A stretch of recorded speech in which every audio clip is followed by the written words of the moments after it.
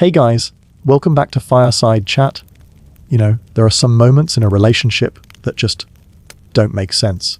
Like they're so small, so insignificant on the surface, but they hit you in a way that makes you question everything. I want you to close your eyes for a second. Imagine this. You're home on a Friday night. It's been a long week. You're finally in your cozy living room, sitting on the sofa next to the person you love. They've got their show on. Let's say it's something like Love is Blind or The Great British Bake Off. Something you're just not feeling. You've had a long day, and all you want to do is decompress. So you reach for a book.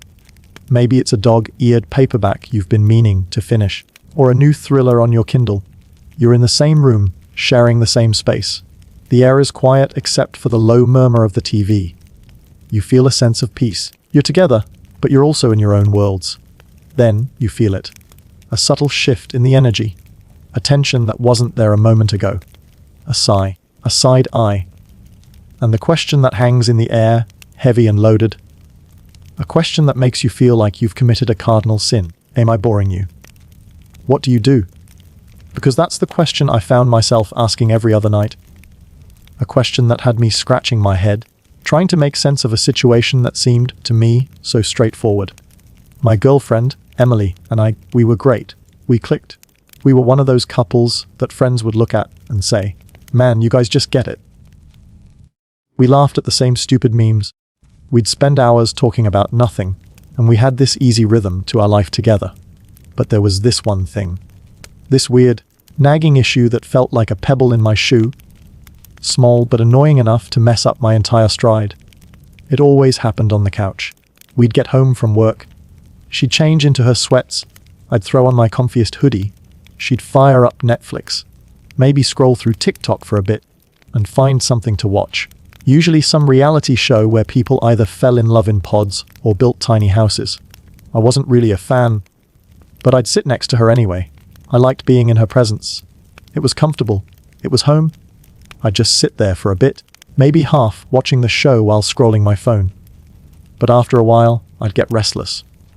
My mind would drift to the stack of books on my bedside table, the new sci-fi novel I was halfway through, and so I'd reach for it. The first time it happened, I didn't even notice. I just opened my Kindle and started reading. A few minutes later, I felt a poke on my arm. "What are you doing?" she asked, her voice a little sharper than usual. I said, looking up, confused. "What's wrong?" "Nothing," she said, but she turned back to the TV with a huff. The tension was palpable. She had that look on her face, the one that said she was mad, but wasn't going to tell me why. I put the Kindle down. I didn't want to fight. The next time, it was worse. We were watching some drama, and I was just not into it. My mind was miles away. I picked up a book, and within minutes, she muted the TV. The sudden silence was jarring. "Why are you even here if you're just going to read?" she asked. I was stunned. It felt like she was accusing me of something, of neglecting her. But I wasn't. We were literally side by side. I was there.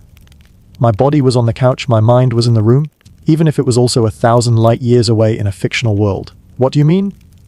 I asked, my voice getting tight. "We're together? I'm right here?"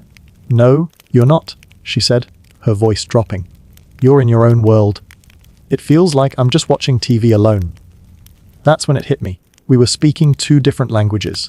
To me, being together meant coexisting in a shared space. It meant sharing the physical presence of each other. The comfort of being in the same room. I wasn't ignoring her. If she talked to me, I'd listen. If she asked me to pause, I would. I wasn't scrolling through my phone. I wasn't watching a different show in the other room. I was there. But for her, being together meant shared attention. It meant doing the exact same thing at the exact same time. It meant her and me, focused on the same screen, engaging in the same activity. Anything else was a form of rejection. It was a signal that I wasn't as into our time as she was. It was a sign that I was bored. I started to notice other things. If I was working on my laptop while she was cooking in the kitchen, she'd ask if I was okay. If she was telling me a story about her day, and I was looking at my phone, even just to quickly check a notification, her voice would trail off. It wasn't about the content of what I was doing. It was about where my attention was directed. It felt like a test every single time. A test I was constantly failing.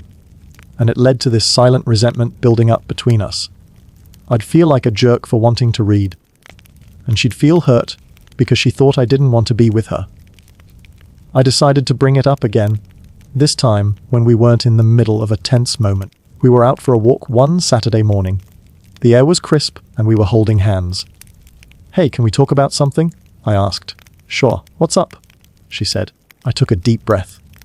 "About me reading on the couch, it feels like it really bothers you. Can you help me understand why?" She was quiet for a minute. It makes me feel like I'm boring you," she finally said, her voice soft. "It makes me feel like what I'm doing isn't enough for you, that you'd rather be somewhere else." "But I'm not somewhere else," I explained. "I'm right next to you. And what you're doing isn't boring. It's just, I don't always want to watch what's on TV. Sometimes I just want to read. I love being with you. I love being in the same room as you. It's just that I can do two things at once. We don't have to be doing the exact same thing to be together." She squeezed my hand. "I get that," she said. "It's just different for me.